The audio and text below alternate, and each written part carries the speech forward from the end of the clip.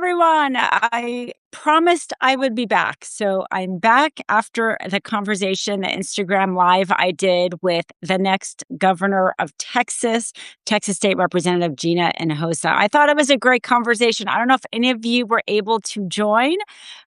Text, put in the comments if so, and kind of what you thought. Would love this kind of debrief just to hear what people thought. If there was anything in particular she said that you thought was super interesting or anything like that. I was going to say at the end of the Instagram, if anybody wanted to talk about it more, to come on my Substack, and I completely forgot about that. But anyway, so that was, she is perhaps our best chance of flipping Texas blue than we've had in a really long time.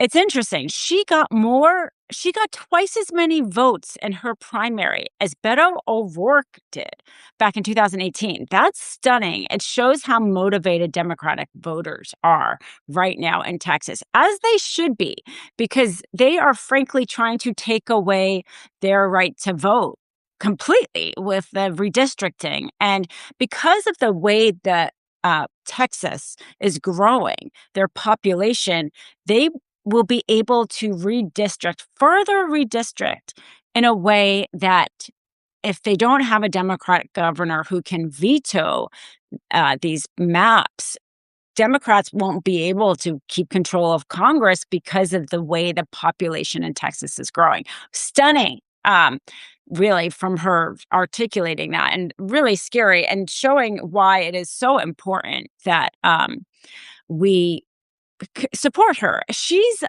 endorsed by End Citizens United, which means that she's not taking any corporate PAC money. Of course, that includes APAC, which I know a lot of people specifically care about right now, but it also means not taking any PAC money from, the tech companies, the data companies, the pharma companies, the crypto companies. I mean, there's so many corporate PACs right now trying to get their interests through. So I think that's super exciting, but it also means that she could use our support, whether or not that's a small dollar donation, whether or not that's signing up to do some sort of phone banking for her, or frankly, if you're in Texas, canvassing, knocking on doors for her. And maybe that could be a little bit of a conversation right now. If anybody has done any get out the vote efforts on a campaign, whether or not that's phone banking, sending postcards, canvassing, put it in the text. I've had the opportunity to do all of that before, and it is perhaps the most satisfying thing to feel as if you are making a difference. Because right now, with everything going on with Trump and Abbott, right? If you're in Texas, or frankly, you can feel really powerless. And it's a really, I think, pretty easy but tangible thing you can do. So if I speak to, I've done phone banking a bunch, and most people don't answer the phone.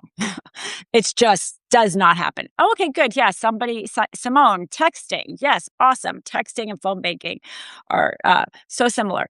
And most people don't answer. But when you do have somebody answers and get a chance to have a conversation, even just, I have spoken with some undecided people before, but even people who maybe just need to know where their polling location is, right? Or the day of the vote, when early voting starts. You hang up and you feel so, you feel as if you have made a difference. Okay, awesome, Sunny, you've done all of that. Door knocking, phone banks, 200 postcards on the table right now. Love that. Postcarding is super cool. I have done that before. And I have enlisted like my mom, who came to visit for me. And I'm like, I have all these postcards. And so we did them together. And some people have like postcarding parties. And like I said, to me, first of all, if you can't do it, like, that's okay too. We have seasons of our lives, and some people just don't have the bandwidth for it, and that's okay. And maybe what your effort is to like a post, forward a post. Gina and Hosa, I just, did that Instagram Live. I'm putting it in the link in my bio. Maybe your thing to do is take that and you share it. right? You either share it with your friends and family or you share it on your social media, etc. Like maybe that's what you have to do or are capable or able to do right now. But if you have some time and you have that angst of things are that you're feeling powerless. For me, that has made me feel empowered is just doing that one thing. And just to let you know too, campaigns make it easy for you. You don't have to have any knowledge in advance. She has a website. Really, any candidate you're interested in has a website. You go on there. You usually say that you're interested in volunteering and somebody reaches out to you and they give you all training. They do Zoom training and they tell you exactly how to work the system, right? And same with canvassing. You have usually for canvassing, they meet up. They meet up at a certain location and they tell you, like, they assign people's houses that you go see because they can see. Campaigns can see who are Democrats, who are Republicans, who are voted yet, who haven't voted yet. And so they usually have you go knock on the doors of their likely voters. That way, if a person is registered Democrat and they think that person may vote for them, they knock on the door. And I have to say, I did this canvassing specifically, actually, the last time was for our school district was trying to raise funds. And there were people who answered that door and said, "Oh, yeah, I definitely want to support that, but I didn't realize the election was Tuesday." You have people like that. You think that most people like know these things, but most people right now on this Substack do know, right, the voting dates. But I cannot tell you the number of people who really are just not focused on politics and want to maybe vote for a certain person or certain cause, but didn't know when the election day was, et cetera. So, like, sometimes you're really just, and it's not even about convincing somebody to vote, but you're just kind of informing them. And people are really busy, and this is why campaigns text and call and send flyers and send people to knock on doors because it's so incredibly hard to get out the vote. And this is why her race is exciting because James Talarico, as we know, is running a really strong Senate race. And they're both trying to, frankly, get the same voters to get out and vote. So they're doubling that effort. What James Talarico does helps her. And what Gina Hinojosa does, it helps James Talarico. And that's really exciting. And she was saying how they actually are having a Democrat run up and down the ballot. They normally always don't. There's the Democrats maybe have kind of ceded Republican power to certain areas, but because Trump is so deeply unpopular, because Abbott, frankly, is so deeply unpopular, Democrats are running up and down the ballot, which means all that got out the vote. They just reinforce each other, folks. So super exciting time for Texas. Really so exciting. And if you are somebody who does not live in Texas but wants to help that effort, you can go on a candidate's website. You can either do a small dollar donation or sign up to text or phone. Obviously, Canva you have to do in person. But we are gearing up for the terms. We're almost at the end of August, September, October. It becomes full swing ahead. And early voting, I mean, we're maybe like a month and a half away from early voting starting. We are about to get really serious about how to get involved. I've also, as an attorney, if there are any attorneys on here, have done voter protection work specifically around protecting the right to vote. I've been a poll observer. You don't actually have to be an attorney for a poll observer. So if you happen to live in a swing district, know that Democrats send people to watch the polls. And this is something that I've talked about because Trump obviously wants to disrupt our elections and make it more difficult for people to vote. And Democrats have for years have a system for how to protect the right to vote because this is not the first time Republicans have tried to disenfranchise voters, particularly Black voters. And so Democrats have known this and have had people watching elections for a long time. There's an infrastructure in place well before Trump. Republicans actually are just starting that after the 2020 lie that Trump said that the election was stolen. Then Republicans tried to get kind of in on this and have their own poll observers, et cetera. So I've been in a situation where you have like the Democrat poll observer and the Republican poll observer. And you know what? That's fine.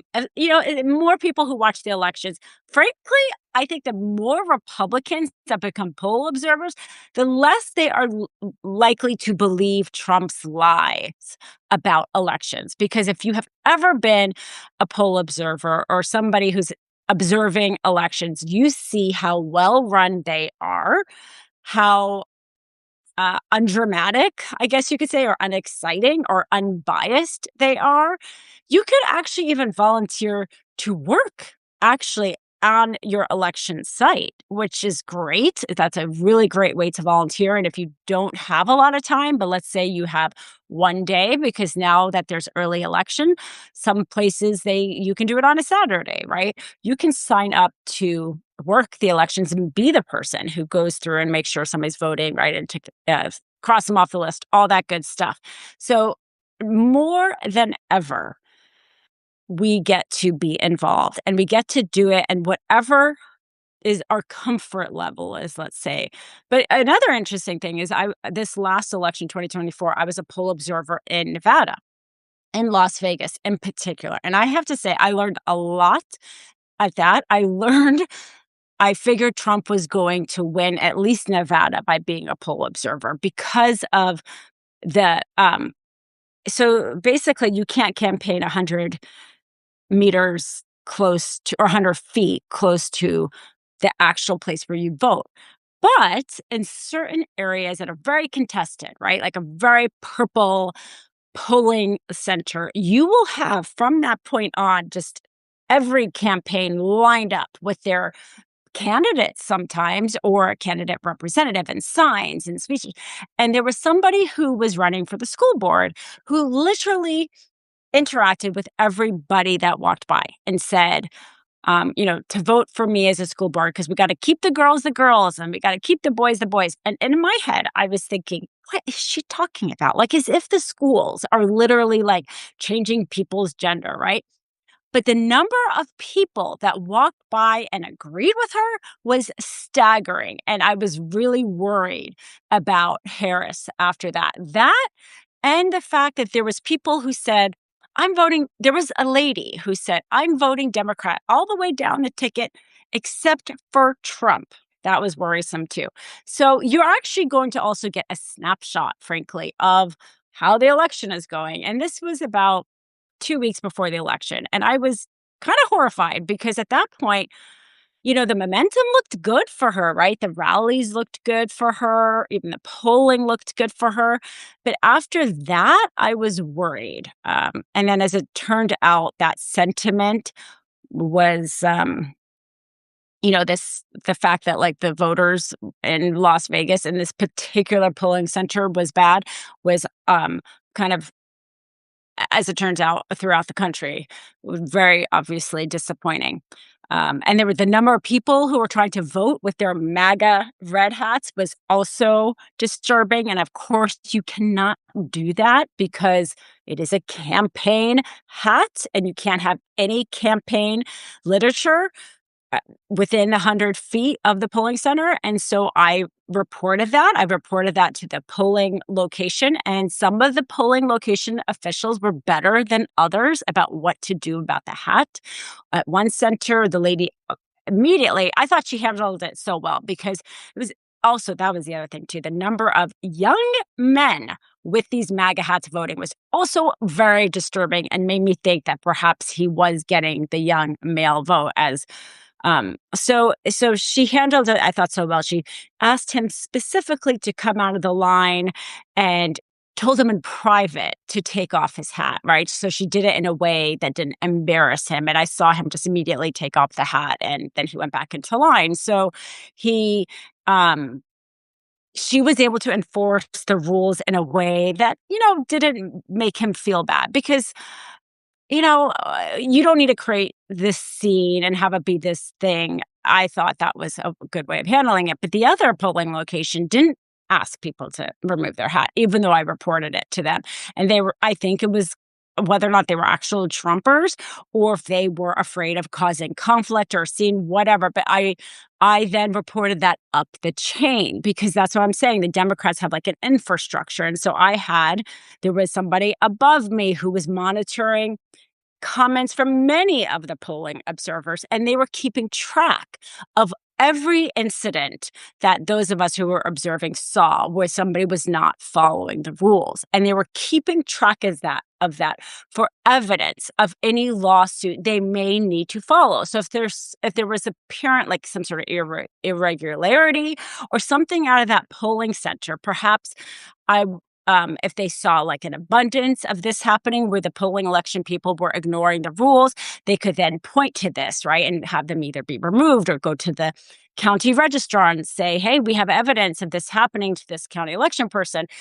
Ironically, the person who was above me was a lawyer I used to work with at my old law firm, Gibson, Dunn& Crutcher. Shout out, by the way, to Gibson, Dunn& Crutcher.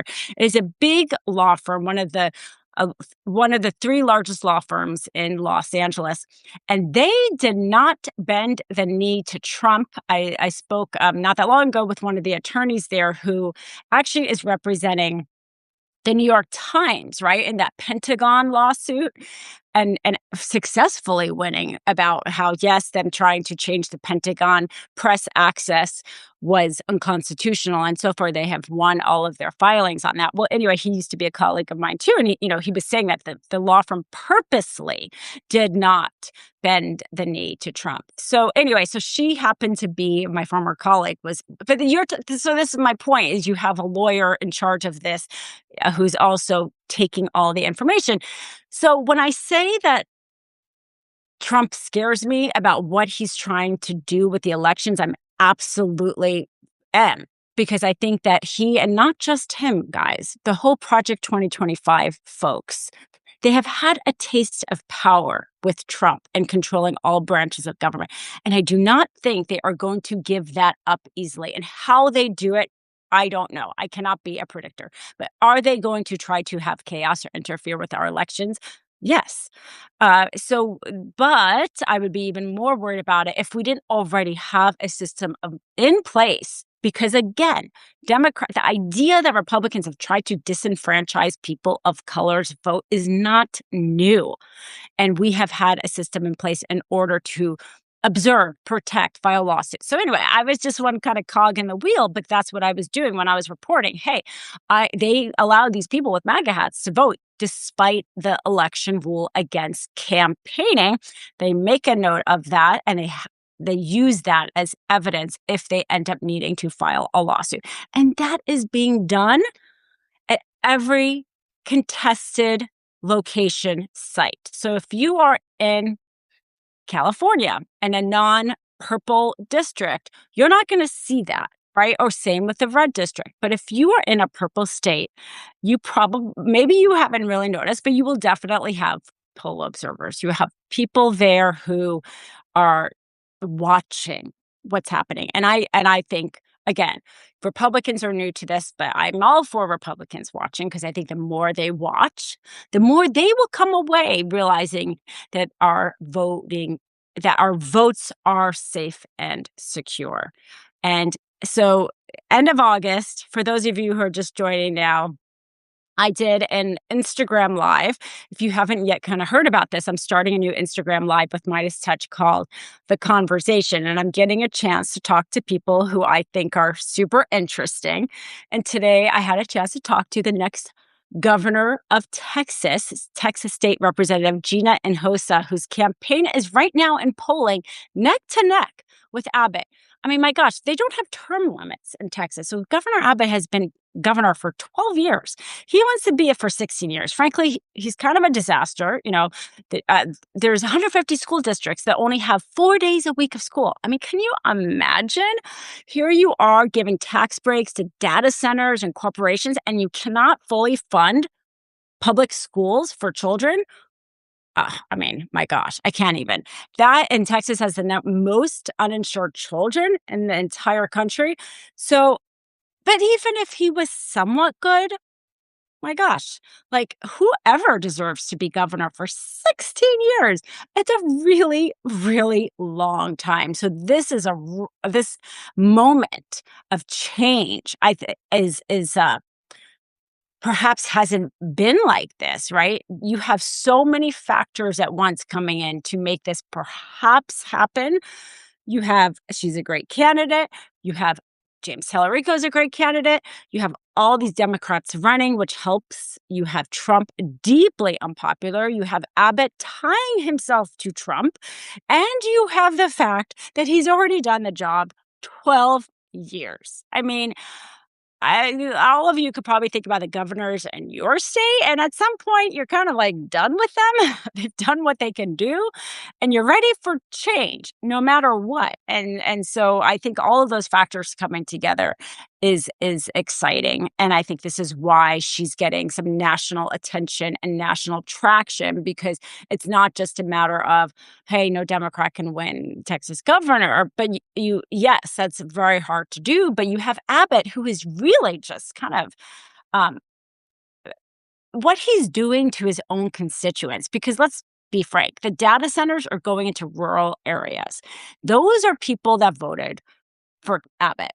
And instead of trying to do this data center rollout in a way that in any way, shape, or form benefits his rural voters, out of the question. He's not helping them whatsoever. And it's the opposite, right? He's taking their water and electricity, he's giving them free electricity to these tech bros. And the rural voters are upset. And there's a movement called Break Rank. There's a Texas rural voter movement, Break Rank, because Abbott voters are realize that he does not care about them, and are upset about how these data centers are going into their communities. And she has said he could call a moratorium right now, right? Like, he's not running for office. He is in office. I mean, he's doing both. He can do it right now. Instead, he put like a pause on it because it is so unpopular. He's trying to not have that be something that can be used against him. But if he really wanted to stop it, he would put a moratorium on it. She thinks he should call a special session like he did for the redistricting in order to, if they're going to do data centers, do it in a way to benefit the people of Texas instead of just benefiting these oligarchs. And I have to say, I don't know what you guys all think about this, but I've been kind of thinking about this, is that perhaps the most revealing thing about this AI, that these tech bros do not care about humanity. And Elon Musk has said the reason why he wants to go to Mars is because he thinks humans are basically going to destroy Earth. But instead of trying to fix that problem, he just wants us to go live on Mars. Nobody wants to go live on Mars, Elon Musk. Why don't you just stop destroying this Earth? But regardless, I think the most revealing fact that shows that these tech bros do not care about humans is because here you are developing AI, right? Which AI, you're selling it to us as it's supposed to be this greater intelligence that's going to benefit all of us. Why not roll out AI after you have had AI fix the water problem? Right? Because if AI is so smart, AI could develop an answer to have it work without using fresh water, right? I mean, why not? You want AI to solve all of our problems, and this is why you're rolling out AI. Well, have AI solve the problem about using fresh water. But they don't care enough about the using AI in a way that's compatible with human life. Because if they did, they wouldn't be rushing it out in a way that it only can be used with fresh water. I mean, why not have it be used with I don't even know. I mean, to be honest, I think this whole data center thing is kind of outrageous to begin with. But you could have it be used with ocean water or something. You could have it theoretically done in a way that's compatible with human life. But they don't care enough about human life to have stop the rollout of AI to make sure its use can be done in a way that's compatible with human life. And to me, that's the most revealing thing about these tech bros, is that they couldn't even bother. You haven't created AI. You haven't finished creating AI if you have not solved the problem of how to have its use not be compatible with human life. Anyway, that's something I've been thinking about recently. I'm not sure what you all think about that or not, but they shouldn't be able to use it if they haven't solved that problem or the electricity problem. So I'm heartened to see that residents, citizens across this country are banding together to stop the rollout of their data centers in their backyard because frankly that's going to be the only way to stop it. So many of these governments are like in the pocket of these lobbyists and donors, and so it is the people. And even if it's the people in Texas who end up electing, right, Gina and Hosa, doing it because they believe that she will stop it. So really, at least people are organizing around that issue. So because it's not ready. Even if it needs to get rolled out, it certainly doesn't need to get rolled out in this way. And frankly, I don't even know why we need it at all. As so many people have said, like nobody's asking for this. Um, so why is it suddenly going to disrupt and ruin our lives? So anyway, thank you for everyone for joining. Super excited again about the conversation. I'm going to put the full live up on my Instagram bio, so be sure to check it out there. I'll and join the next conversation. We'll have to see who the next guest is. Anybody have any suggestions on who I should ask for next? Any little comments in there? Nope? Okay, well, if you think of it after this live, go ahead and put in a comment. There's lots of people, I think, out there to talk about. But anyway, we're about to start the midterm. So maybe think about a way that you think that is a very tangible way to get involved. Like I said, whether or not just reposting stuff, commenting, or perhaps trying your very first ever phone bank or texting or canvassing. So, have a great weekend. I can't believe it's already Friday. Have a great weekend, everybody. Hopefully, in this summer, everyone can enjoy wherever they are a little bit of a summer break.